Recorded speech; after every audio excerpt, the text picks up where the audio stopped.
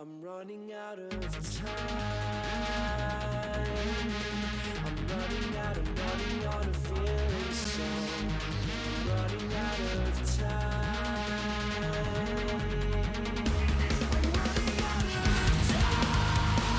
And now, it's all on the save. The player heroic.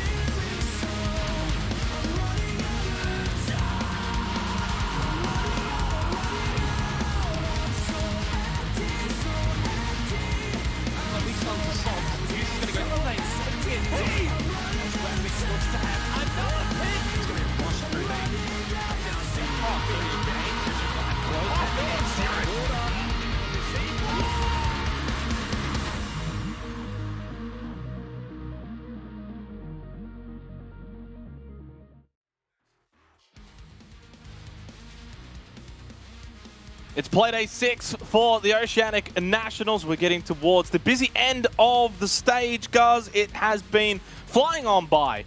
Can't believe it that we are down to the final few matches. A lot on the line, of course, as we get towards the tail end of this stage, playoffs and all those ramifications. And we're probably now into the stages of, last chances and best chances to maybe run away with things. Yeah, it's an exciting Playday. I'd say that we're setting ourselves up for a really exciting final Playday. Today, maybe a little bit more one-sided, some of these results we're anticipating, but you just never know what spanner could be thrown into the works. I mean, we have some really good rivalries as well tonight, kicking it off with Wildcard and Knights. That's a really huge historical rivalry in OCE, so I'm keen to jump in. Yeah, definitely. Let's go and have a look at the standings, a bit of a recap and see where things currently lay as we are now into Playday 6. So we've had 5 Playdays that we've gone through, and at the moment it is still Team Bliss at the top of the standings, undefeated. Only blemish, Guz, is that OT victory, but it's still a victory nonetheless. Yeah, Bliss well and truly in first place rather, at the moment. Now, there is a possibility that they do drop that position if both Bliss and the Chiefs earn equal points tonight. Then we're set up for a really exciting head-to-head between those two to decide first place. Of course, that position locking you into the grand final for the gauntlet format. Outside of those top two, though, pretty tight in the mid-table. Only 4 points separating, I guess, third place to 6th. You have Roffle and Wildcard, for example, trying to battle it out for the top 5 to make it through to the playoffs. Unfortunately, trailing behind the rest of the pack is LFO and Rhythm, but both of those teams are trying to fight their way out of that bottom position to try and negate, a bit of a poor season and try to reduce their chances of making relegations at the end of the year. Yeah, LFO picked up their only win in Playday 1, and for Rhythm, yet to find a win yet this stage. As we go and have a look at the schedule for tonight's matches, and well, you guys, you're the one that says you feel as if this is pretty easy to predict. I feel as if the first match of the day and the last match of the day are going to be some tantalizing games. Of course, Wildcard versus Knights is going to be the first matchup, and I would then also say, yes, second and third matches of the day, Rhythm, Order, and LFO Chiefs, guys, probably should be, you would expect, maybe even hope, to be one-sided. Well, I think that we have to put an asterisk on that LFO Chiefs game. Of course, we'll talk about that more, pardon me, in depth later, but LFO, for whatever reason, are incredibly strong historically against the Chiefs. So sure, both of those matchups, you look at the standings, you go, oh, that's an easy Order win, that's an easy Chiefs win.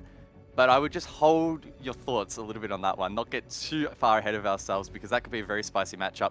Game 3, in terms of the last one of the night, though, that as well has pretty big ramifications. Again, Bliss trying to solidify first. Roffle still trying to make their way back into the playoffs as they've had a bit of a rocky stage. Yeah, to back you up there, LFO's only victory in Stage 1 was against the Chiefs. That was the only win they got, all 3 points. And the Chiefs at the time were first place in OCN. So they were a really strong team back then, and LFO took them down. So I don't see any reason why that might not happen again. Let's go look at the predictions then. I'm fully expecting Guz to have tipped LFO off the back of those theories, and he has forsaken that. So you've put in all the groundwork, you've hyped it up as to why LFO can win, and you know what you've gone and done? You've gone for Rhythm. Yeah, look, not too much to say about that one. I wanted to go for a bit of a meme pick, so I went with that one.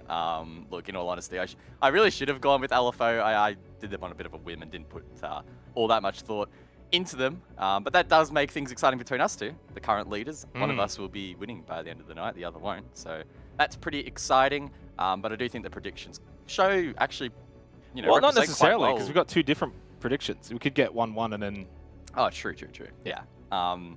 But I guess overall, I think the predictions are pretty representative of what we're expecting. The Knights probably just edging out Wildcard, Bliss probably just edging out Ruffle, and the other two games very, very dominant, except for Rhythm, who of course will beat Order.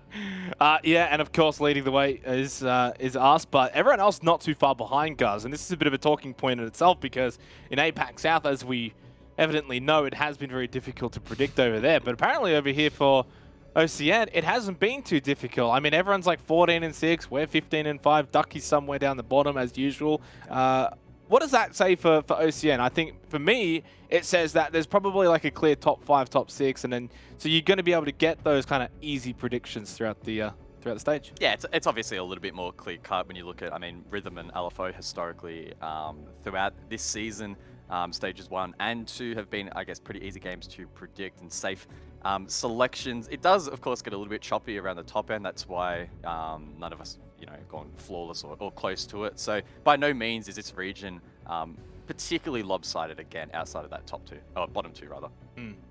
Let's go and have a look at the first match of the day, though, and it's probably match of the day. Knights versus a Wildcard. A bit up for grabs, a bit on the line here, of course, for the Knights. Not quite in that top position. If they are to get into that top position, though, they're going to have to win this one. Then they're going to have to win in Playday 7 as well. And on top of that, for the Knights, they've always been a little bit shaky in OCN, Guz, at least in stage 1. And yes, they made a bit of a comeback. They eventually got that, you know, final gauntlet position. But, as we know, ended up losing to the Chiefs anyway. So what is it with Knights and OCN? Yeah, I guess the easy cop-out answer would be that a lot of their focus, attention, resources, etc. are being invested in towards APAC South. But I think they themselves are probably the first team to admit that you want to be performing still locally, putting in good performances and build yourself some confidence for regional competition. And the Knights, they play Siege extremely seriously. They love to take this game more seriously than most, and I have no doubt that they do put a lot of effort still here locally in OCN, and they still come out to win every single game. They expect to win. Now, unfortunately for them, that hasn't necessarily been the case, dropping 2 games so far, but they're still sitting in a really nice position in 3rd, and if the Chiefs somehow again lose to LFO later on tonight, then maybe we could see the Knights really project themselves into that 2nd spot, and in doing so, they'll only be a step away from that grand final. Yeah, I really don't want to throw production under the bus here, but I'm not sure if Picnic's playing or not. I really don't actually know. Yeah, he is. Okay. Right. The only reason why I said that is because I looked at the lineup submission and I didn't see his name in there at all. So something's changed somewhere at some point. Out, so yeah. Not sure what the reasoning is for that. We don't know if he's unavailable, if it's a rotation, etc. Well, it might be like a last-second thing because, and I don't know if I can actually say this or not, but I probably shouldn't. I might just stop myself here, but I kind of expected Juicy to be playing. We'll just leave it at that one. But Picnic comes in, and he's more than serviceable, but this is going to be an advantage for Wildcard. Yeah, slight advantage. I mean, the thing is, we've actually seen historically Picnic jump into this roster and, you know, actually pull his weight. He played last week, right? So he's no foreigner, I guess, to playing in this roster, and I'm sure he'll be fine. Yes, Juicy's going to be a loss, especially on that support role, but I'm sure Picnic is feeling pretty confident now. He has not vast competitive experience, but he has at least something to work off. Yeah, let's go and look at their opponents for tonight. Wildcard, of course, find themselves in a bit of a tricky position. They're in 6th. They're out of that top 5 at the moment, but not too far to go, though, to the teams above them. They're on 6 points. Of course, Ruffles on 7, Order's on 8, so that gives you a bit of an idea as to how far they are from getting into a playoff position, which, you know, this is where it gets tricky as we get to the, you know, final 2 playdays of this stage, guys. Is a team like Wildcard. If they miss these playoffs again, these gauntlet again, and with the addition of Molosca and all the improvement we've seen from this team, it's not going to be a pass mark. It's not going to be forgiven. It's going to be, you know, very detrimental. Yeah, for sure. Their goal has to be to make the top 5, and they're just on the edge, right? They're only 1 point away, just trailing behind Rufflecopter, but you would expect a team of this caliber with the amount of experience and the amount of skill that they do have on this roster to project themselves forward. We don't know ultimately where they could potentially sit when they do, you know, really gel together, because they are still going through a bit of a transitional phase. But I would say that, you know, their expectation would clearly have to be to make the top 5. Now, what is going for them heading into this matchup is that they have played the Knights a lot. These 2 teams have actually faced off in 11 series spanning over the last couple of years. Wildcard does have the edge slightly. The caveat to that, of course, being that in 2021, particularly when Diesel was out of the roster, Wildcard struggled. The Knights actually beat them 3-1 in those series when historically Wildcard actually have the edge 7-4. So we're looking for Wildcard to try and bounce back with Milo jumping into the roster, and now's an opportunity, I guess, to prove that they can take the Knights back again. And of course, for Wildcard, they've got Rafflecopter in Playday 7. So even if they don't win this one here, there's an opportunity that, you know, if Rafflecopter fall to Bliss, and then that game really just comes down to whoever wins will make playoffs. Obviously, though, if you can somehow get points away from Knights here in this game, it might make you sleep a little bit better going into next week's games. Let's go and look at the vetoes, of course. Best of one. We'll see which map we are going to be heading to. Clubhouse or Oregon. It's Clubhouse, and Oregon was actually going to be the ban anyway, guys. I swear I haven't looked at it. It's just the way things are going at the moment as we get to what I would consider the business end of the stage, not just for OCN, but also APAC South. Teams just tend to go back to, you know, the familiar maps. Yeah, maps tend to go through waves, sort of to their own regional meta, and we're seeing here in APAC and OCN more specifically, Clubhouse and Oregon really quite popular at the moment. Both of these teams, I was actually looking at the head-to-head. Now, I don't have the numbers exactly right next to me Why not? now. I don't think... Oh, actually, I do. Okay, so both of these teams have actually faced off on literally every single map in the map pool, so they've actually had a pretty diverse head-to-head. That said, the one map that does stand out as being most played is Clubhouse. Now, for Wildcard, fortunately, they have a 5-0 record against the Knights. So without making too many guesses, I would assume that that was obviously a while ago when Diesel was back in the roster, yada, yada, yada. But I think that bodes pretty well for them. And the Knights will need to go against the odds here and get their first win against Wildcard on Clubhouse. That's a pretty good story. Yeah, I very much like that one there. Thank you, guys. Thank you very much. Well done. No Little round of That's what my applause. 10 minutes of homework before the game has produced. I'm pretty happy with that result. But coming into this game, though, then, what's your, I guess, final predictions? Because you've gone Wildcard, I've gone Knights. This is one of our little separate predictions for the night. You also went Rhythm versus Order, but I find that one quite laughable. Are you still standing still with the Wildcard prediction here? You like it? Yeah, I mean, I'm not complaining too much. I think I've been instilled with a little bit of confidence considering that we are heading to Clubhouse, so I can't complain all that much, to be honest. And Wildcard have always been a really good team on Clubhouse. It's a map that suits their play style, and although we are seeing them, I guess, divert a little bit more away from that really slow, structured play style, and they're being a little bit more loose and a little bit more fluid when their confidence flows, I still think they'll look strong on this map. And we know that the Knights, they tend to struggle a little bit here in OCN, so maybe we'll see that once again and Wildcard can get a win on the board. Streaks are meant to be broken, and for Knights, I think generally their best work is usually late in the stage. They might start a bit slow, but then they come home. What did I say the other day with a wet sail? I don't even know if that's... Yeah, you did say that. That was a bit weird. I have no idea why I said that. That's a bit of a weird one. But hey, you know, we do some funny things over on the APAC South broadcast. We do some funny things here as well. Look, I'm still pretty happy to go with the Knights in this game, regardless of, you know, externals. The other thing as well, they're on 10 points, and I'm kind of trying to piece together, as we're in Playday 6 now, we start to connect the dots in terms of the safety points, right? And who can fall down to 6th place. I don't know if Knights can drop out of the top 5. I'm pretty sure it's like almost impossible from what I can sort of gather here. If Wildcard do, of course, somehow win this game, they get the 3 points. They go up to 9, Knights stay on 10. You would have to require Raffle and Order winning their games. That's a possibility. So I would say 10 points doesn't mean you're secured yet, Guz. It's an absolute stretch. Yeah, I mean, I don't have the brain power to calculate that quickly, but I would say that it runs you the risk of potentially dropping out. And if you lose to Wildcard, then they've got Order. Yeah, well, even at best for the Knights, you don't want to be starting the gauntlet right at the very back in that 5th or 4th position. We have seen teams make runs. I mean, Raffle did in stage 1, but you can't hedge your bets on that being the case. You want to start as high up in the standings, and I think that's the great thing about this format. It rewards teams that put in the hard effort in the actual regular season. It doesn't put, you know, an absolute ton of focus on just sole playoff performance where you can just, you know, scathe into the top 5 and, you know, whatever happens, happens. You actually got to put in the effort.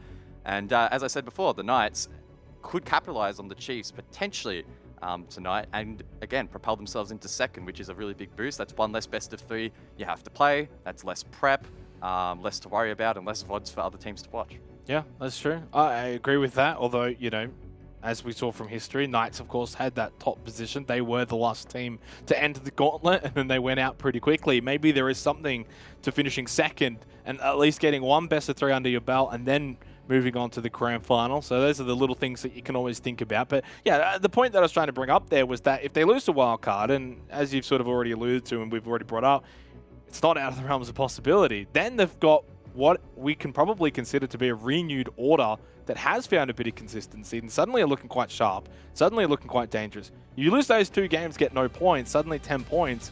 If it's not out of the top 5, you're probably looking at 4th or 5th. That's not ideal. That means that this is a pretty big game for both teams. Wildcard looking to get into the playoffs, Knights looking to solidify their position.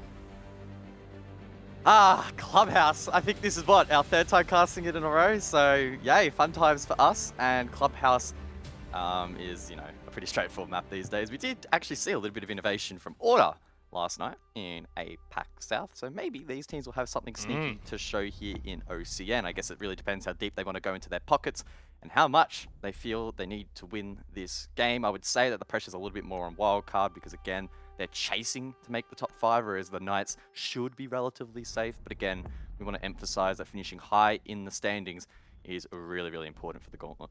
2 hard breaches going to be taken off the board, Hibana and Maverick, so that's going to put a lot more expectations on the Ace and the Thermite to open things up.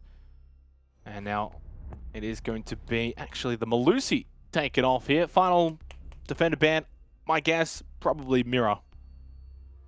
I mean, I'm a little bit startled seeing a Malusi ban at the moment. Maybe you haven't watched Siege for a little while. Of course, her Banshees recently got tweaked / nerfed. When you get within their range, you can now shoot them open. They are not bulletproof anymore. Well, they are bulletproof, unless they're open, and then they're not. You can just pop them open with a single shot. So Malusi is not a ban that we see commonly anymore. Of course, it was previously. I mean, she was very, very scary, very potent, and provided a lot of crowd control to the defense, but not so much anymore. So a bit of a peculiar ban there. Sometimes on Clubhouse, we would see that, I guess, substituted out for the mute if you want to go for roams or deny other teams from roaming, etc. But, I mean, that's what we have on the board. And in terms of talking about what's on the board, Fuse is being revealed here by Dino, and I really hope he sticks it because it will be a basement defense from Wildcard. Yeah, a bit of an interesting one there as well. Saw the Thatcher there for a second as well from Sage, which we wanted to bring up. Is, of course, readily available. We'll 6-pick over to the Yana instead. Knights on the attack, Wildcard on the defense as well. Before we get into the game, though, very quickly, and almost as quick as our product here, of course, thanking one of our sponsors, Samsung, for being a presenting partner for OCN. You can check out their latest range of NVMe SSDs. They're lightning fast. Simply type !SSD in Twitch chat. Go and check them out. I know there's some pretty awesome bundles you can get there. And pretty much as it's 2021, guys, everyone should have one. Yeah. Woo. Sorry, I was distracted by chat there. I'm pretty sure someone said they were rehosting. There was a mouse bug. I have no idea, so we'll have to see whether or not that actually happens. One thing that did spark my interest, though, is that Thatcher has made it through... Oh, here we go. Has made it through the ban phase on Clubhouse. And that's not something that we see every day. And hopefully that opens things up a little bit more for the attack and makes things a little less cumbersome. So no complaints from me in that regard, because sometimes seeing, I guess, the Thatcher and the Maverick ban can be a little bit tedious, and teams maybe don't want to deal with that. So hopefully Thatcher opens up the map a little bit, and we'll have to wait and see if that will be the case. Well, I'm not the best analyst, guys, but I always like to try and dip my toe in the waters. You know, it's something that me and Manic Monday have, of course, tried to do a little bit more of in 2021. He's maybe slightly ahead of me. That's okay. I'm better looking. So, you know, these things go hand in hand. But with the hard breaches that have been taken off the board, the Hibana and the Maverick, all I can sort of think about is, you know, things like Kitchen Hatch. You're not going to be able to use 2 pellets at a time and try and avoid those nade tricks down the bottom. And then things like Moto Hatch, of course, if you take those Kaid claws, it makes it a little bit harder to open that up as well. Yeah, it's a bit of a double-edged sword, right? There's definitely some scenarios where having the Hibana on the board is going to be more useful, but then there's other occasions where the Thatcher being available will be more useful. You're right, Kitchen Hatch is going to be pretty tricky now, but then you think about Jacuzzi Wall. That's probably going to be easier to open with Thatcher. You think about CCTV Wall. Again, probably going to be easier to open with the Thatcher. So it is a trade-off, and maybe that's why we haven't seen the Thatcher banned off, because these teams would prefer to get those walls open and aren't as stressed maybe necessarily about Kitchen Hatch, for example, which I think off the top of my head, is probably the biggest example of where not having Hibana is going to be really, really annoying. I feel like most other locations of hard breach around the map are not going to be as cumbersome, but could definitely be a little bit more uncomfortable, of course, because Hibana, at the moment, very, very powerful. She has a lot of X-Kairos available, and being able to toggle how many you shoot at just makes her so much more efficient. And we have seen teams over the last couple of months really exploit that, particularly here on Clubber. Definitely the standout there in terms of the defender bans, though, and maybe dissecting that a little bit more. You were, of course, a bit bewildered from the Melusi ban, of course. It has been nerfed a little bit. You can shoot those Banshees now when you get close to them. Look, I don't really mind it too much. Melusi can still be kind of annoying. I just feel like maybe there was more that you could take off the board. You know, the mirror is now available, of course. That's got the highest ban rate on Clubhouse. And while I actually don't think mirror makes that much of an impact, it's still a bit of a nuisance, especially down below on the triple wall inside a church. You tend to see mirror there, and sometimes, you know, Kennel's wall, but even then that's usually dealt with pretty easily. Yeah, and mirror at the moment, especially post-nerf, I don't know, she's in a bit of a weird spot. We have seen a couple of occasions where mirror is useful on Clubhouse, particularly on CCTV wall is one that comes to mind, because it does prevent or make it very, very difficult for the Maverick to do the two lines, one above, one below, and trick the wall open because of that mirror holding it together. So I guess in that specific scenario, she's quite strong. But in terms of her actual design case use, it's pretty limited.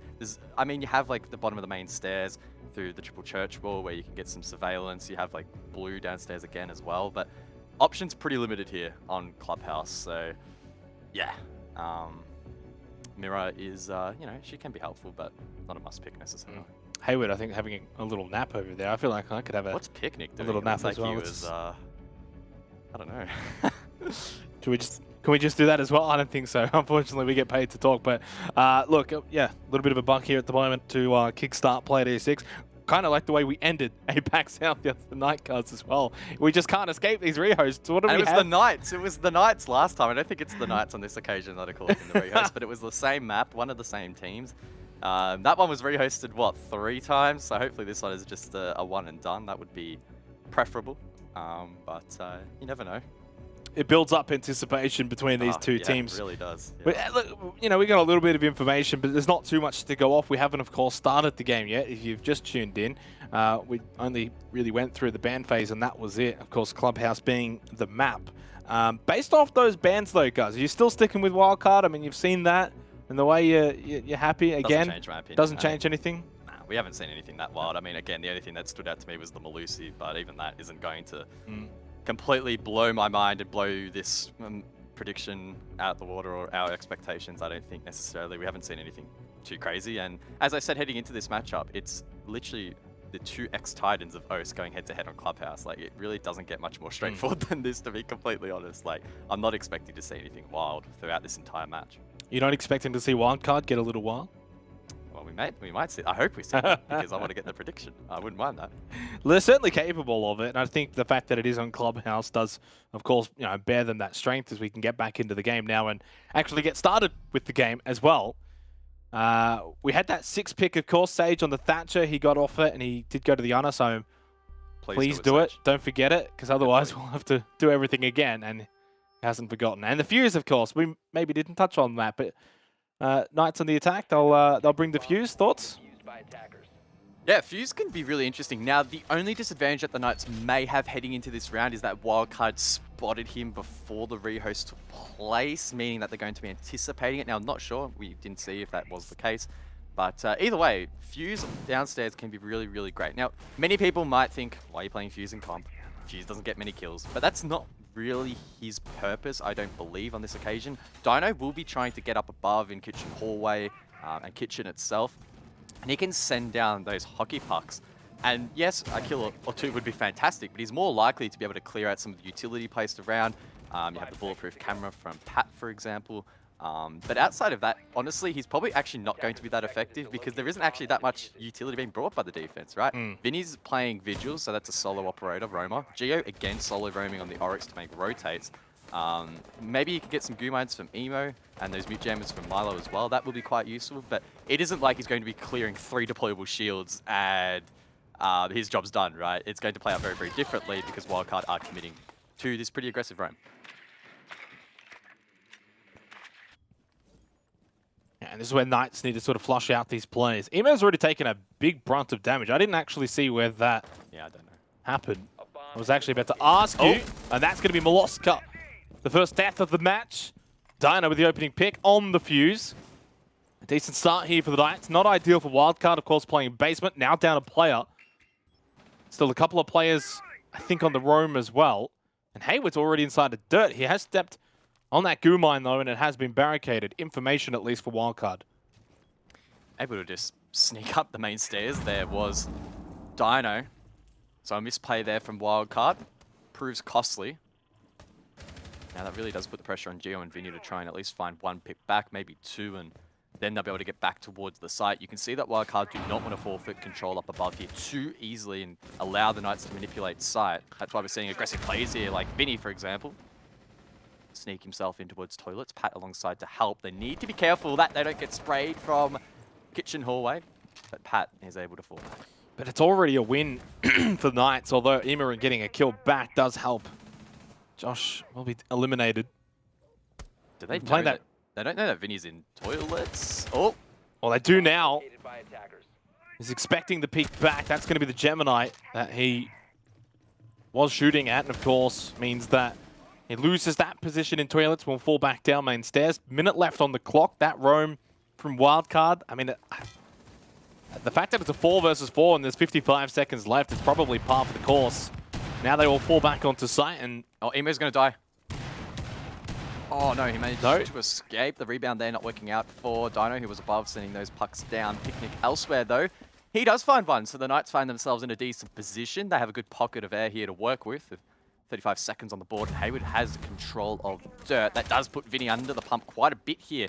Playing over towards dummies, he needs to try and hold blue and push that dirt player back. I don't think he can cross. He hasn't really got a whole lot here. He's got no cover over towards blue either. Sage has been taken out. Pat with the shotgun. That's going to be a big play with only 13 seconds left. Emerin will get that kill as well. Onto Hayward, dropping down his Picnic. And Wildcard will salvage the round, the opening round here on Clubhouse. It's looking really good there for the Knights, particularly in the mid-round phase. We saw Dino get that opener. They've had pretty good map control. They had a decent amount of time to work with, but Wildcard able to fortify their positions late. The Knights feeling the need to rush that last 15 seconds, and it didn't work out for them really well. Shut out there, particularly by Emo. He was under a lot of pressure up above from that fuse. He then had to hold both dirt and the hatch, but he did a really good job in pushing back that attack, and Wildcard able to get the first round.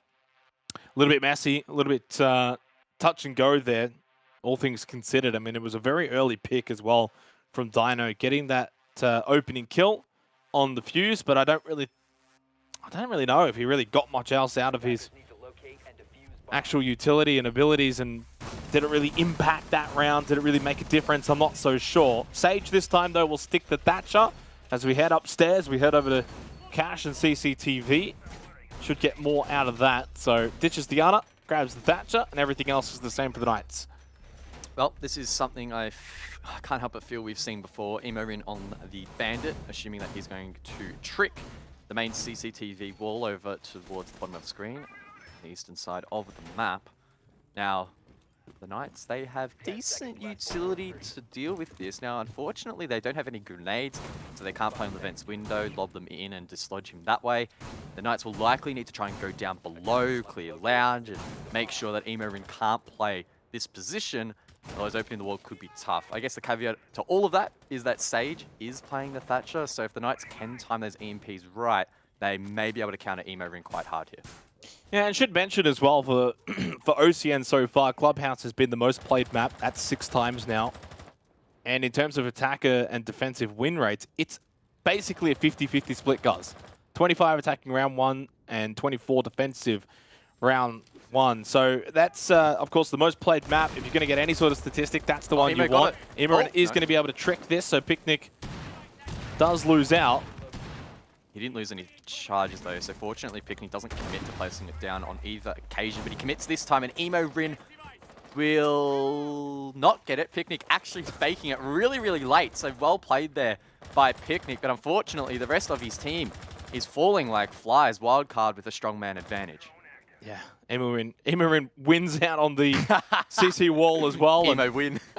Well, you know what? That actually kind of works in that situation. I don't mind it. It does. It sounds like you speak like Unintentional, a 3-year-old, but it works. It kind of works. It's not working for Knights though at the moment in 3 versus 5.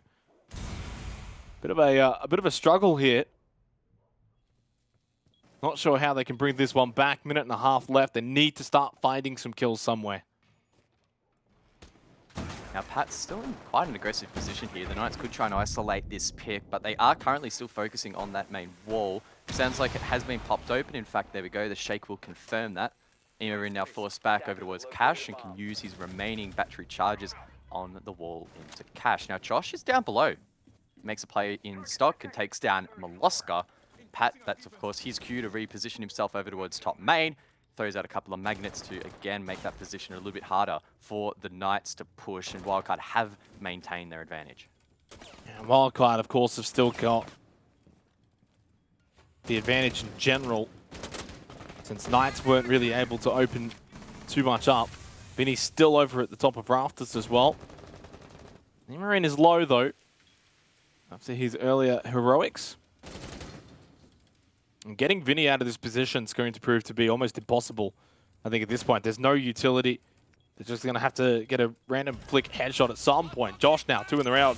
Gas babe out from Geo. Vinny, though, makes that Rafters position known. He does eventually die to Sage. Somehow, it's a 2 versus 2 with 20 seconds left into the round. But Sage and Picnic both been beaten up a little bit here. And Pat and Geo well primed and well positioned to close out the round for Wildcard with 10 seconds left. Geo has a canister. That will be useful when he tries to deny this plant, and Pat from below can use 2 impact grenades, but instead they decide to just send it. Geo swings wide, finds the pick, and they'll surely deny the plant. They do. What a strong round there from Wildcard to close things out. The tag team from Pat and Geo is good enough to take the round. A 2-0 start for Wildcard here on Clubhouse. They're fighting for their playoff lives, and it looks like it. Inside of the first 2 rounds, they've looked the better team. Knights just a little slow to get going here, but you know at some point they're going to pick it up.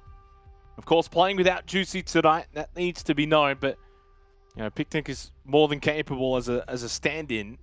And there's no excuses here, and at the end of the day, you know, Wildcard can only play the team that's in front of them. Yeah, well, we mentioned in the pre-show. Oh, I mentioned it. I mean, I'm going to claim this one because it was a really good stat. Wildcard have always beaten Knights on this map, and it is the most played map between these two on the history that we have recorded over the last couple of years. It's been played 5 times, and Wildcard won it every single time. Now, again, that stat is somewhat meaningless in the sense that the rosters have significantly changed since that period of time. However, I still think it gives us a nice little baseline on what to expect and what to work off heading into this matchup despite current recent form. And I mean, I am so far comfortable with my Wildcard prediction, that's all I'll say. Well, you know, it's only 2 rounds in. Things change pretty quickly. Sometimes for the better, sometimes for the worse. I did estimate, and my guess was at the beginning of the night, that this first match and the last match were going to be the barn burners, the ones that would go the distance, and maybe the middle 2 would be walkovers. But hey, the only thing that's been proven this stage is that predictions and predicting in general is very difficult. You just don't know what's going to happen.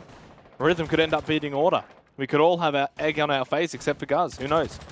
Good start for Wildcard, but a long way to go. Knights really only need a couple of rounds. I mean, yes, in OCN it's a pretty 50-50 split, but I think we can still agree. Generally, you're going to prefer to be on the defense. I'm trying to activate my memory and remember, did Wildcard play this map last night? Yeah, they did. And I can't remember if it was them or the Chiefs that were doing that really crazy setup inside of Con.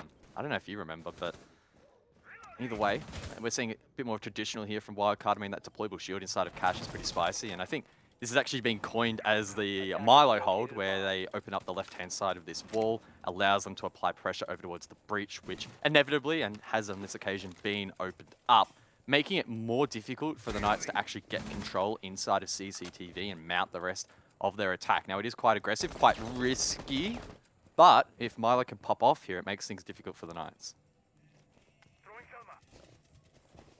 Moloska playing this super aggressively, and he will punish Picnic. There's a trade, but it's elsewhere on the map. It's not Moloska that goes down, it's Imarin on the Frost. Pat, though, will get the kill onto Sage, and Dino's down as well. This is a horror show right now for the Knights. Inside, I'm pretty sure he's in the Frost mat, right? Finish him. Well, the Knights were somehow in the objective, so I believe they've just opened up Jacuzzi Wall, seen... They've seen that Wildcard invested a lot of time and effort in towards the other side of the map, but unfortunately for them, Pat was their greeter and just completely shredded them. That Frost mat as well coming in handy, and Wildcard will do a full round-the-world trip. They're now up 3-0, which is really impressive. Yeah, and really kind of disappointing from the Knights right now. This is supposed to be a pretty even matchup, guys. I mean, Wildcard, of course, steadily improving as a team throughout this stage. Moloska's been a huge pickup, and we've sung their praises. But for the Knights, you kind of expect more from allowing Wildcard the first 3 rounds. They can bring it back. They're a team capable of doing that, even without Juicy. But they're going to have to start showing it. Ooh, Pat on Pulse. That's what we love to see. Now, one map that really comes to mind when I think about Pat and Pulse is Villa. He's really strong in that regard. But, of course, on Clubhouse, a lot of options for verticality. If Wildcard, again, want to get a little bit more aggressive on the roam, he can also provide intel to the rest of his team. So, Pat is no doubt going to have an impact on this round in the information department. On top of that, I mean, you look at his numbers, right? Going 6-0 at the moment. So, he's averaging 2 kills a round. That number alone, incredibly impressive, but he's also not giving away anything for free. So a really strong start here for Pat, who despite, I mean, I'm not going to say he's renowned for not getting kills, but he's also not known for going huge on the numbers either. So a really good standout performance from him so far. 5 seconds left. Yeah, it's team performance, though, from Wildcard. Attackers must locate and defuse Pretty much the bomb. across the board. Pat just was sort of the beneficiary there in that last round, being able to collect a few kills. Moloska, as always, is fit and firing. For the Knights, it feels as if who's going to really be the one to stand up. Obviously, no real expectations on Picnic to make that many plays or to do that much. Oh, that's going to be an early kill for Hayward. He's on the board. No donut for him.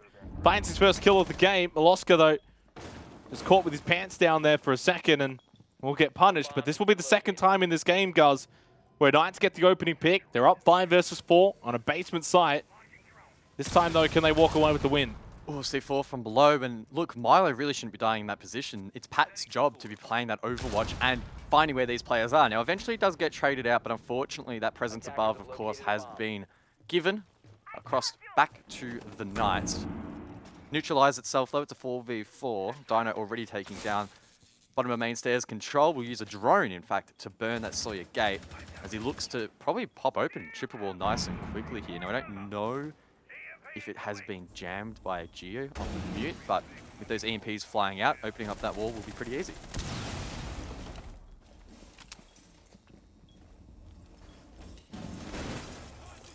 Minute 35 remaining in this 4th round. Wildcard looking for 4 rounds in a row against their rivals. Trade again. Pat inside a motor looking towards main. He's able to get a bit of damage, but it's Josh who finds the kills. He's able to get away with his life as well, and it's advantage Knights, although it might only be momentarily. He's taken very low. Pat is getting so aggressive. Walks into blue. Oh. The damage, though, is it going to be enough to find the kill? Josh somehow just cleans house. I think we should get a GPS tracker on Pat. I want to know how far he ran in the last 30 seconds of that round. He was just desperately trying to find something, find an in on that round, support out Vinny as they're in that 2v3. But unfortunately for them, it didn't work out. Pat was unable to find anyone. It was a good start to the Knights on that round, the opening pick, which was eventually traded out. But they did a really good job in opening up the hard breach walls super, super quickly. And that's evidence that if you play into the hands of the Thatcher and use him effectively, you can do a lot of damage on this map. A quad there as well for Josh, and maybe just sparks something here for the Knights so that they can get back into this game. Not the best start, but of course Wildcard on the defense. And, you know, -2 hard breaches, 2 very important hard breaches in Hibana and Maverick. That obviously needs to be remembered. There are going to be some aspects where maybe things are going to be a little bit difficult to open up, but no real excuses Especially when I don't really think there's anything too crazy in terms of defender bans, right? Like, obviously there's no Malusi, there's no Valkyrie, but I don't think that really changes too much. So you kind of maybe have to say it might be easier with these bans, guys, to be defending. Maybe. Or maybe Wildcard are just the better team. Just think of that one. Maybe, yeah. Well, it could be. Not right now though, because they're in 6th place on the standings. But you know, by the end of the stage, maybe. Yeah, maybe. And look, many would say, and I'm just going to rip the quote straight from Specker that, I mean, he believes, Specker from Order, of course, that the OCE teams at the moment are really, really closely matched, and whoever rocks up on the day is the team that wins. And again, it's very simple to sit back and say that. But I mean, to be honest, the results probably do reflect that. And long gone are the days of Pro League and even early OCN where it was really dominant when we had Fnatic back in ANZ, or even Wildcard back when they had their little dynasty running. Now it's really anyone's game. It's very much all open for the taking as Milo looks to try and take an early pick. Blows open a hole in towards Strip, but does fall back. Sage was droning. Doesn't get caught off guard as Milo gets lit up, trying to light up some players in return, and says, you know what, boys, I'm going to get back to the site.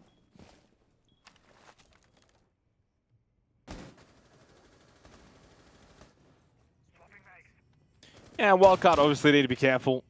They don't allow the Knights to get yet another opening pick on Church Arsenal defense. It's happened every single time. They were able to salvage it the first time around and still win the round, but not last round. Which has now got Knights on the board. Moloska low, though.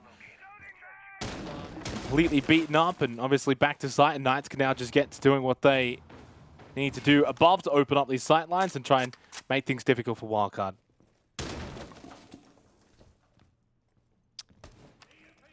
Hayward does his job on the kitchen hallway, and now it's up to Dino and Picnic on the hard breach to make sure they get this triple wall open. The same pattern that they used last time. Now, it doesn't get impact tricked by Pat, at least the Salmas don't. The Exothermic was, and he repositions to catch Picnic off guard. That's a great opportunistic play there from Pat. That's what they needed. These breaches are a little bit scuffed from the Knights. Now, Dino has corrected that and allowed passage in towards the black box default plant.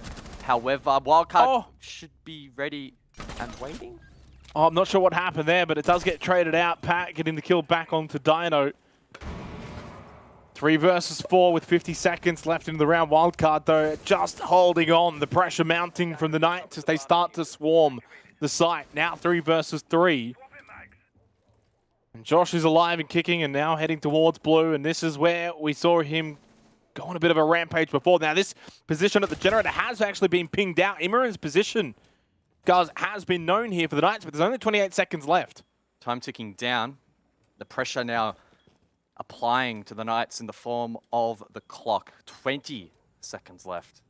Flying by fast for them. They need to try and calculate a push. Sage has the diffuser in moto. Josh gets shut down, though. That's a huge swing from Moloska, and Wildcard should be able to hold on. Yeah, there's not much time. We're in the red time, as I like to say, guys, and that means Sage has to stick this diffuser. He is successful, though. It has been planted. Sage and Hayward, can they maybe win this round here for the Knights? A very big 50-50 sort of coin flip round needs to go their way. Gio lands those shots onto Sage. Above him, though, Hayward, you've got to land yours now. Imran's going to start getting the counter defused. This angle from Hayward, is it perfected? I'm not so sure it is. And unfortunately, time is just going to run out. Hayward, the misplay. Didn't have the angle, guys, but he thought he did. Such a fine angle to look above that triple wall in towards the site itself. Probably smart in theory, but I guess Imran was too smart to counter diffuse right in the blind spot where you actually can't get that particular angle, particularly in the way in which they opened up the walls. So unfortunate there for Hayward and the Knights. They did really well to get that plant down. In all honesty, though, Wildcard were at the advantage for the majority of that round. The Knights tried to go for a little bit of a split push over towards blue, but Milo got a really key pick. From there, it was always going to be difficult to salvage that round. The post plant probably not played as well as they could have. Maybe have someone stationed over towards main stairs to cover that planter immediately after the post plant as they try and get back out. Either way, though, it didn't quite work, and Wildcard did a really good job to seize on that opportunity, get another big round on the board. And now we'll see whether or not they can seize on this opening half. 4-1 inside the first 5 rounds, 1 to go. If they can get a 5-1 lead, the likelihood of Knights being able to bring this one back will be slim to none. Possible, but unlikely. We head back to Cash CCTV for the final round of this first half of the first game of Playday 6 here for the Oceanic Nationals. Wildcard are in cruise control seemingly at the moment. 9-2 from Pat. He's looking great. It would seem that way, but still another big round on the board. You want to be mounting as many as possible when you're on the defensive half.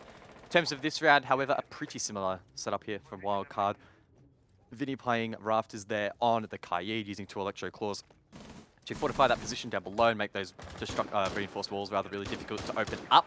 Emorin, however, he is going to once again try and trick this wall. On this occasion, not very effective. Didn't waste much time at all. Only 30 seconds into the round and Picnic is able to open it up. Yeah, Knights in early here, but this is the thing, right? Getting the wall open's one thing, but so far the Knights have not been able to really play off it really all that well because Wildcard have been so aggressive, guys, throughout this match. They're constantly swinging it, constantly peeking it, and constantly getting kills from it as well. I mean, we're not really seeing Knights being able to utilize the CC wall the way that Wildcard have been.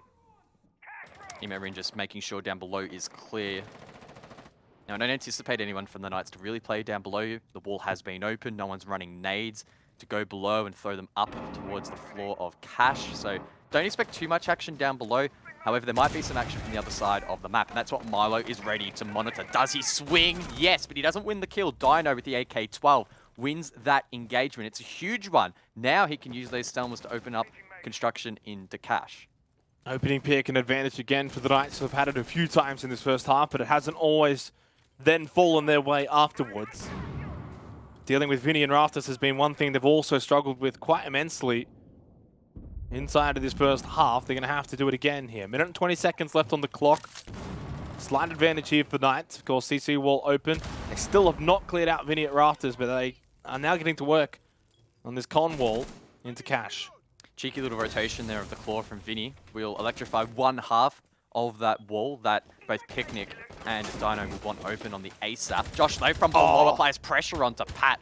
It's an easy kill. It's a free kill from down below. And now the Knights have a really good position to work with. Sage sends it in towards side, and Emo doesn't catch it. Yeah, they still haven't cleared this top red position, so pushing it from Con into Cash will be difficult, but I think there's actually one in there. The Nitrous are... Oh, what are you doing, Sage? He's just given a free sightline over to Emo, and the Nitrous Cell as well. He lands it perfectly onto Dino. He just goes bang! And suddenly Wildcard have got themselves the advantage. Dino's down. It's up to Hayward to salvage this. It's unlikely, though. The Gas Babe as well to try and deny him from being picked up. He will eventually get it, but time is of the essence. 20 seconds left. What a play there from Emo. Now the Knights desperately need to find something back. Dino, just picked up, will be low on HP. Now Hayward needs to do some massive work. Try and find something here, but it's going to be tough. I think it's going to be impossible. Geo, top red, too easy with the shotgun from there. That's the fuser. That's the round. And you know what? It's 5-1. That is the half. Wildcard are looking great.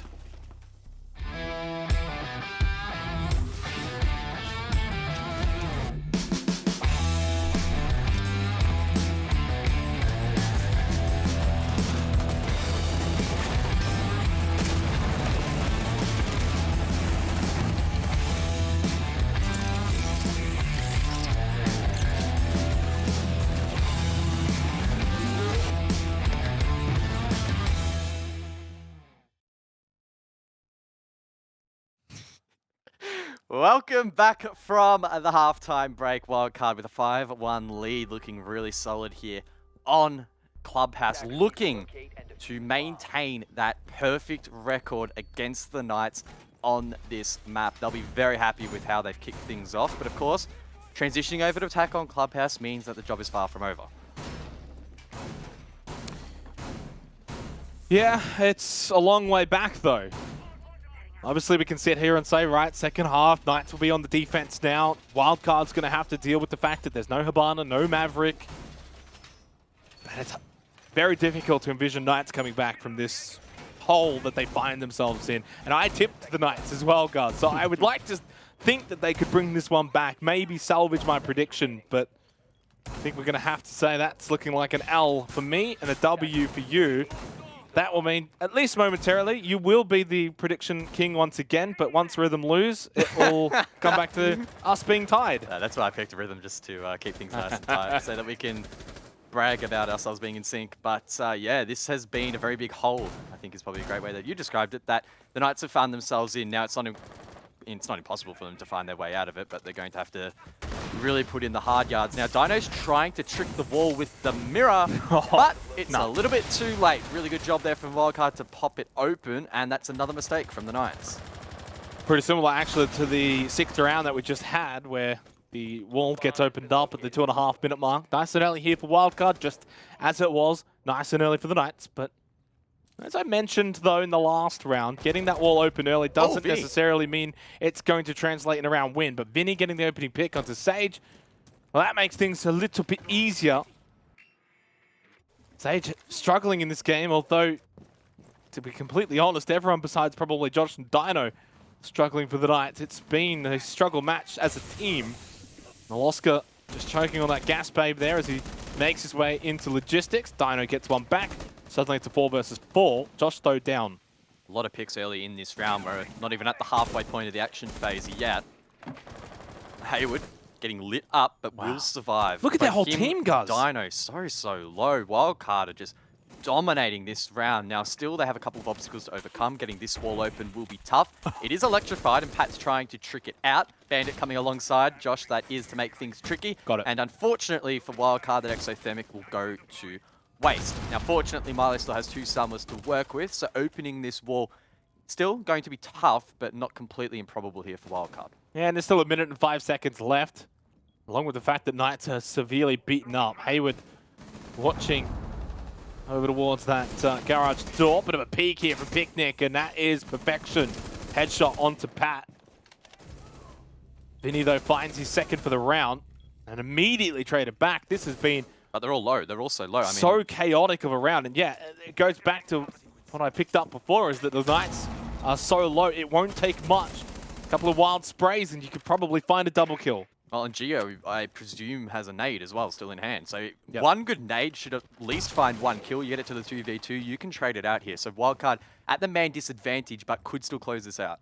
Needs to probably split up, though, at this point and take 2 different angles. It won't take much to beat these Knights players in a firefight. Just have to land 1 or 2 bullets and they will go down. But time is of the essence. So it's going to be a pinch. It's going to be CC Wall, Geo across from the window, but they just both get swatted.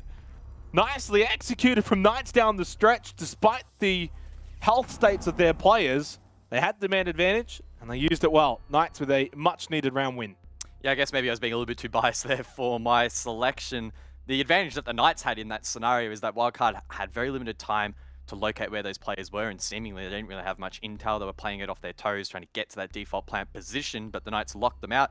They were so low on HP. A single stray bullet would have been enough to take down any of those players, but they do a good job to hold on, and Wildcard showing that maybe attacking is quite tricky. It's only 1 round. It's only 1 round, guys. You know, it's hard to sort of ascertain as to how this entire second half is going to play out. Yeah, maybe we do get our answer to the question, is this going to be very defender-sided based off the operator bans that we had? Obviously, we knew that no Hibana, no Maverick is going to mean things can be tricky. We've already seen, actually, obviously a lot of the castle in play, and at times those exothermic charges getting, you know, tricked out or denied in various different ways. So it hasn't been easy opening up these walls.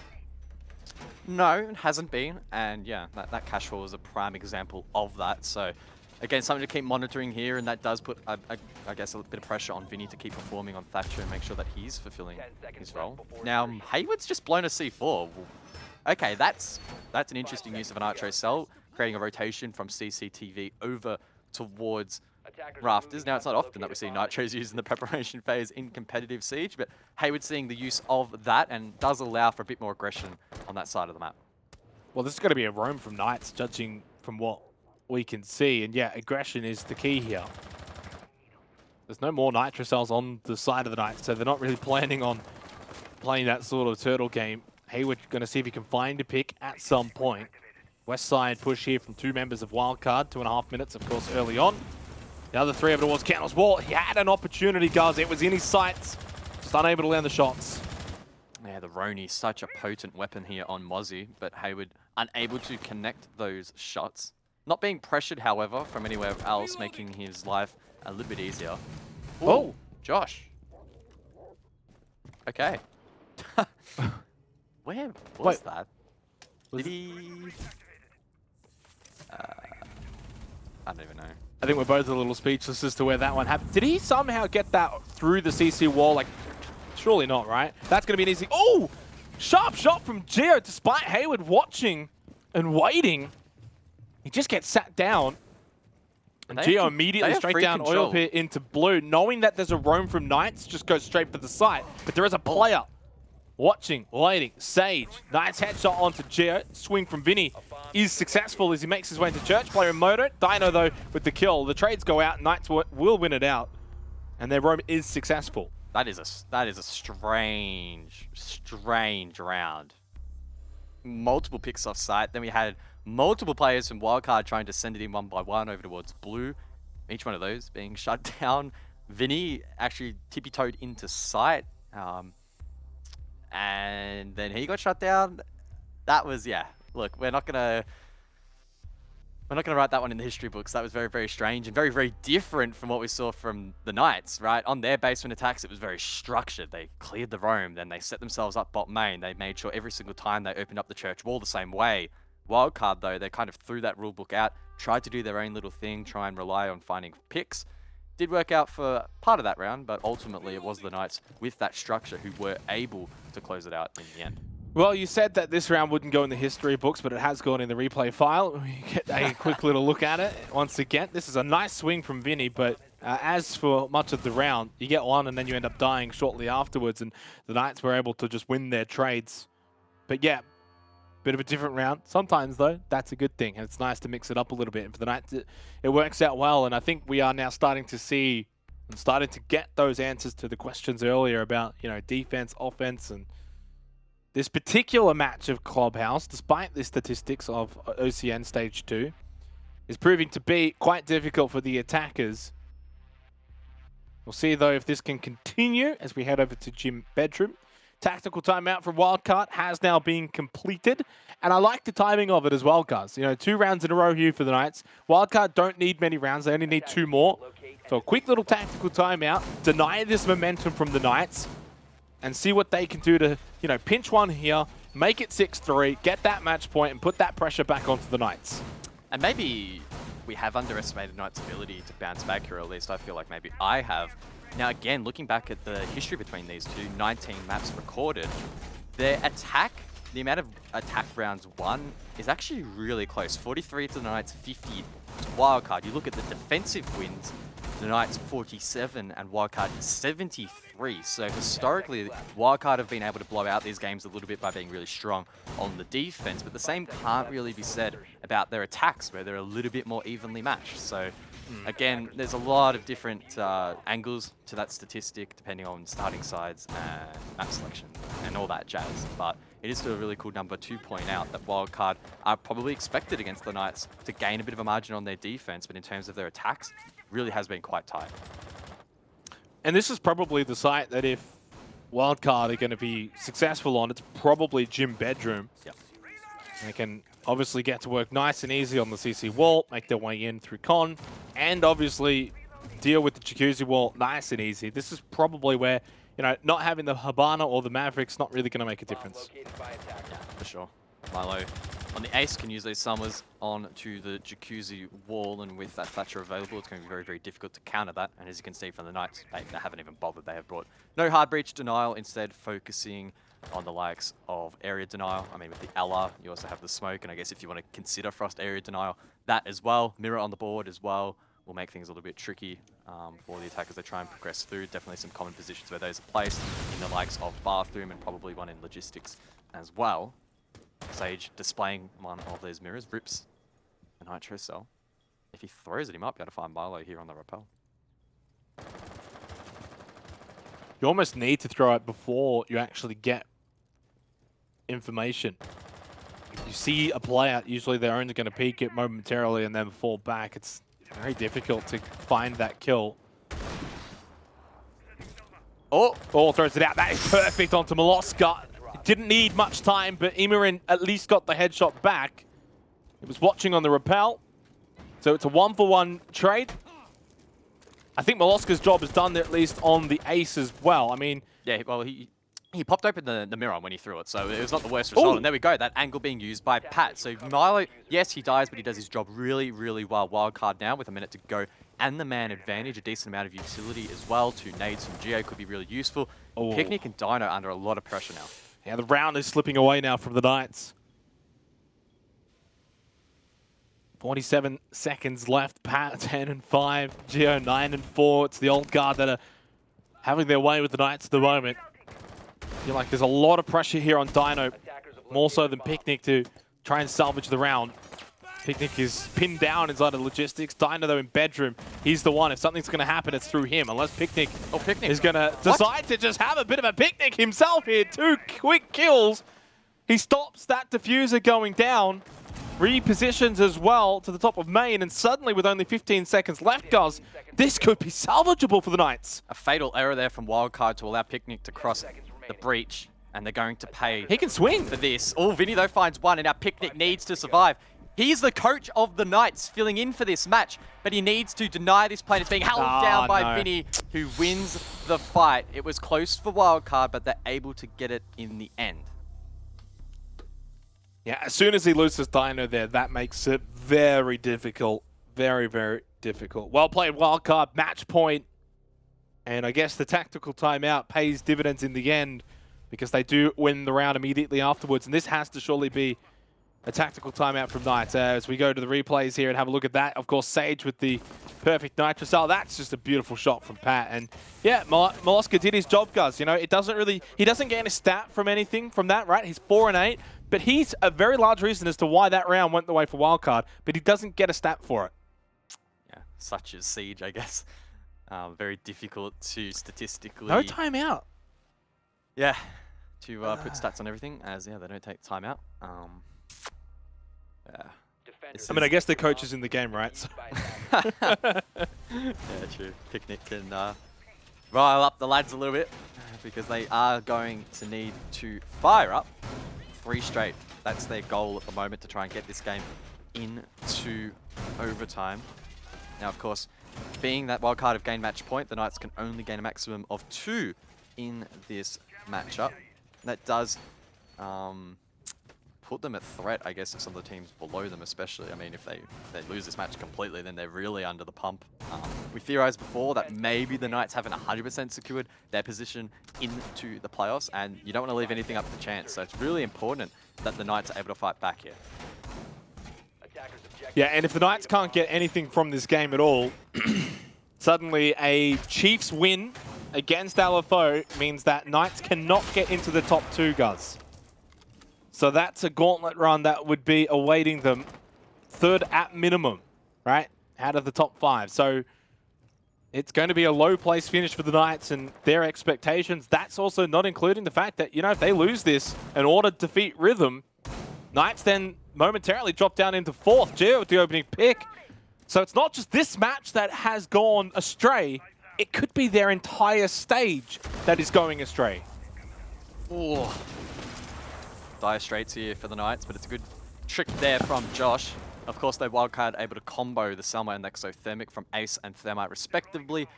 That opens up the left-hand side of the wall. Now, it is a bit of an awkward vault, but it is a line of sight that the Knights need to be careful of, as anyone could be rappelling out there at any time. Now, as we often see, teams will have pressure from the other side of the map, and that means that Picnic is under the pump. He's stuck inside of Jim on the smoke, meaning that that plant denial won't be in the site, but he is able to drop the Jim hatch and rotate back to the bottom of main stairs, and no one from Wildcard cutting him off. Wildcard have been very, very impressive tonight.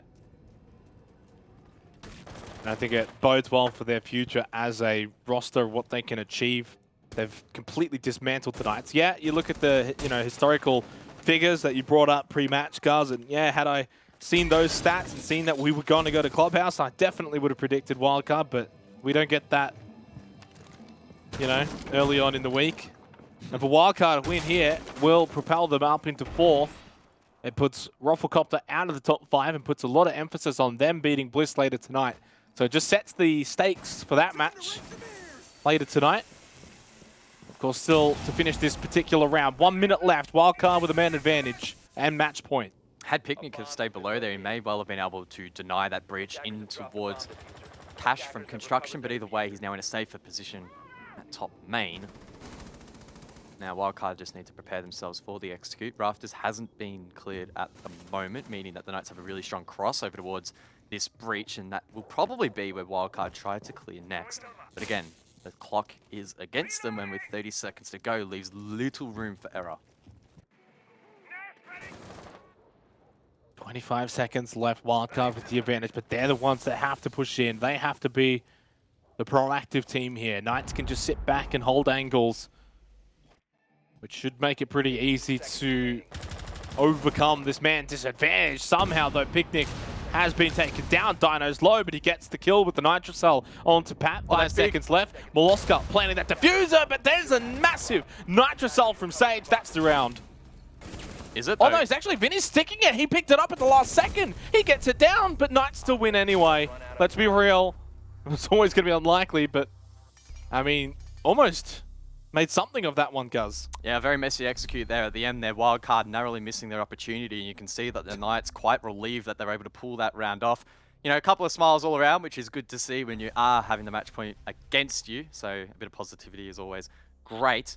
And I mean, honestly, they're probably laughing a little bit at how they were able to get away with that. I think a big part of that round, again, was not clearing Rafters. They didn't have enough pressure necessarily from the breach. And whilst it was traded out eventually by Emo, the damage had already been done. The double Nitro kill there, really dismantling Wildcard. 4-6, and it just keeps things interesting. Of course, 1 point guaranteed at minimum here for Wildcard, regardless of what happens. Does mean that they will be tied on points with Rafflecopter, in which, of course, they play in Playday 7, Guz. So, continues to set the stakes for that particular match. And it actually kind of, I don't want to take the gloss off this win if Wildcard closed it out, but they still need to beat Rafflecopter in Playday 7. Otherwise, this is kind of for nothing. Yeah. Crazy. That fight for 5th, very tough. All of those teams finding themselves in that predicament. Now, in this round, Hayward, of course, 6 picked onto the Cav, hiding at the moment inside of bathroom. As the action phase starts, will rotate upstairs, try to cause some havoc here for Wildcard, and he's going to play underneath the desk. So this is very, very sketchy. If it's droned out well and pinched by Wildcard, it surely is a free kill, but they need to be very careful on this roam clear.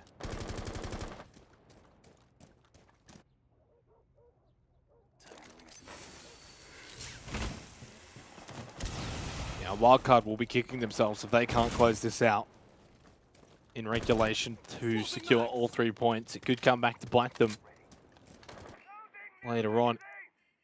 Playday 7. Drone.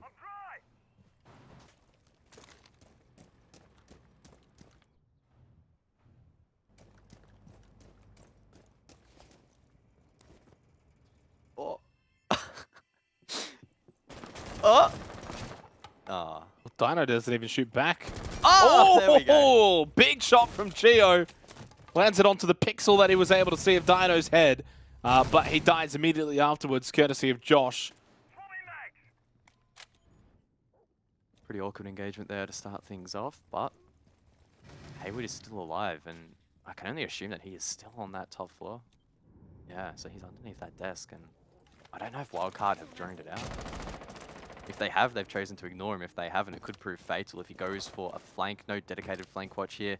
Of course, being Clubhouse for Wildcard, and Hayward, if he plays patiently, will be in an absolutely perfect position to sweep around late round, provided that the rest of his team can hold down the fort on the objective.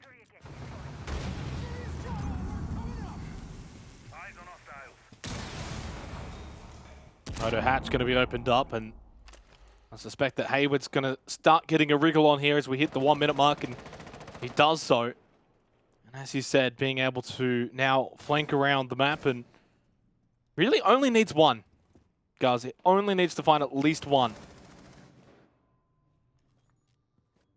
don't think they have a drone on these stairs. No one turning around here. Vinny will be the first to fall if Hayward decides to swing. So this is a very, very tense point in this match. Wildcard looking to close things out as Hayward goes for the swing, but doesn't find anything initially. He needs to move. Pat does, though. He needs to move now because his players are kind of dropping like flies down the bottom. 2 versus 3, but there is, of course, still waiting for that last second flank where it is. Hayward has taken way too long. Oh, here we go. But he is going to catch them off guard here and should be able to at least get one. Now makes it a 1 versus 1 against Pat. The Cav versus the Thermite. 12 seconds left. Pat has to stick this now. He's put himself in this position. Hayward starting to make his way over. He'll get the kill. Oh, no way! He won't get the kill. Pat will get the kill. What a finish. And Wildcard are making their way into the playoffs, at least here for Playday 6. They are back into the top 5. Pat. Oh, man, his balls are huge. Who sticks that? Maybe he probably couldn't hear the Cav sneaking up on him, but either way, to stick that absolutely huge play. Hayward takes a step to the right. You know what? He probably wins that round for his team, but he took a step to the left. Pat could just look straight up, shoot his shot, win the round for his team. What a performance for Wildcard, and their streak against the Knights on Clubhouse continues. What a crazy, crazy finish for what honestly was a bit of a crazy game. Wildcard 7-4 victors on Clubhouse over their opponents, Knights, and it continues that streak. As you said, Guz, you of course take top spot for predictions. I got this one wrong. And for the Knights, it's back to the drawing board. It also means they can't get into the top 2 if Chiefs go and win their game against LFO later today. But, you know, you already brought up the historical figures between those two teams. Who knows? Funny things can happen. But it also means that Knights can't get top spot at all, right? They are no longer a competitor to Team Bliss. They've really kind of dropped the ball here. They got really manhandled by Wildcard, especially in that first half.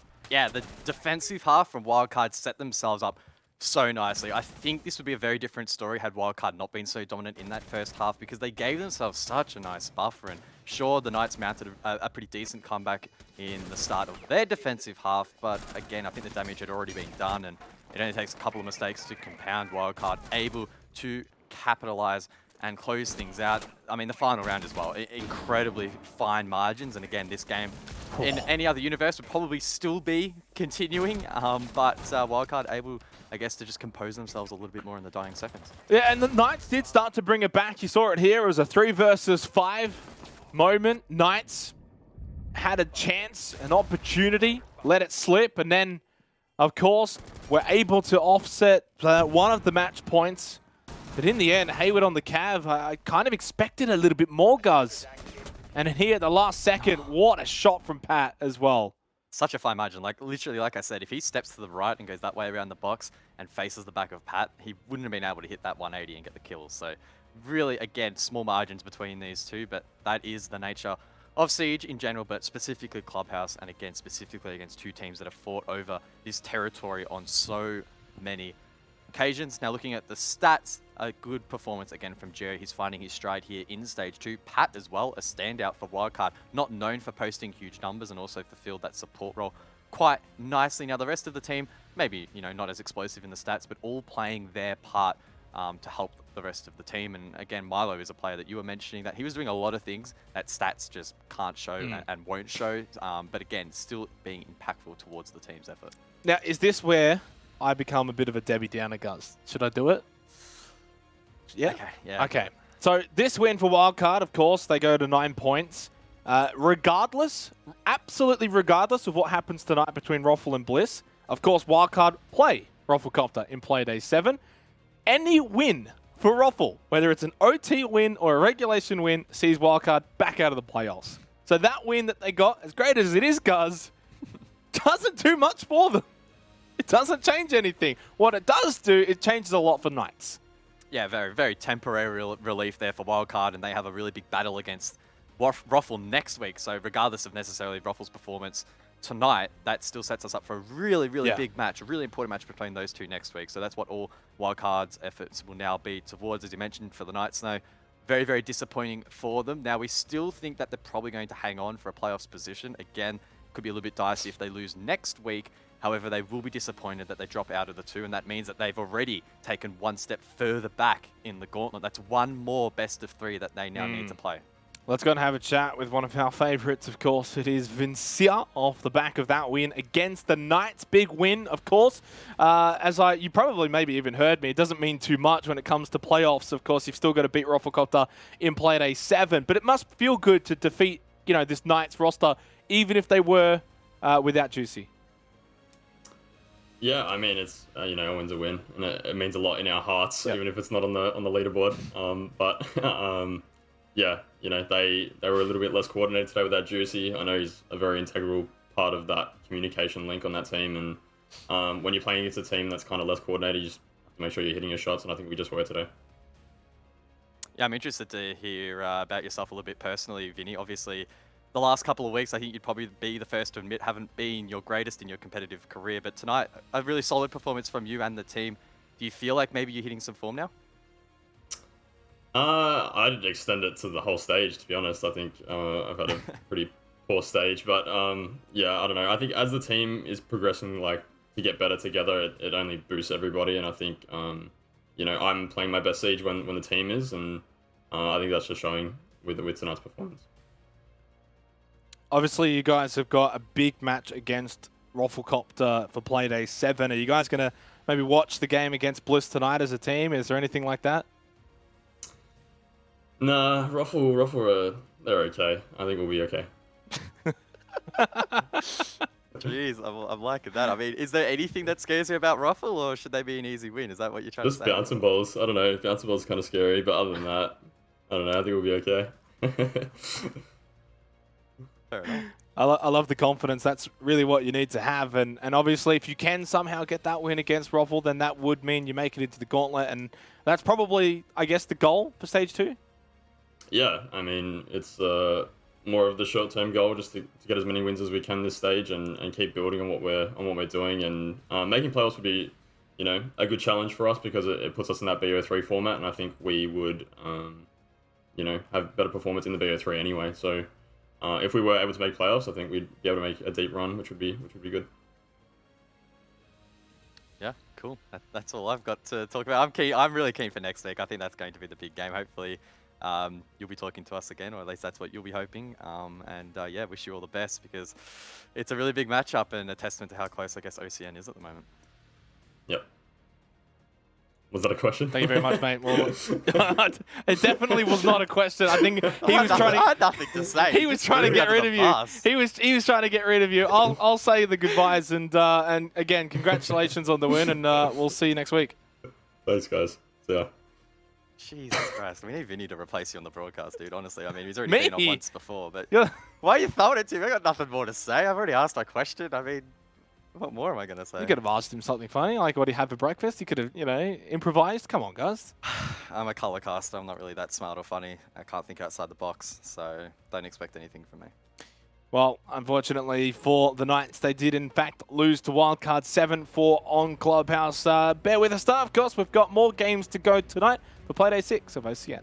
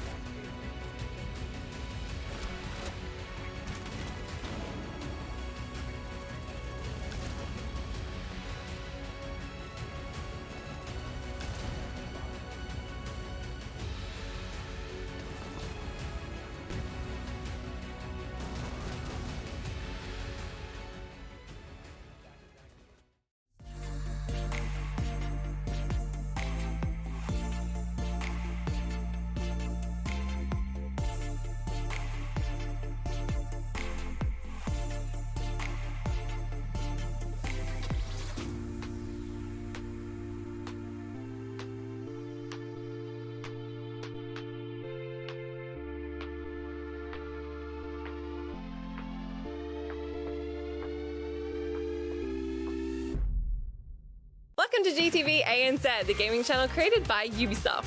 Every Tuesday and Friday on YouTube, we'll be doing fast plays, game challenges, 1v1 face-offs, and so much more.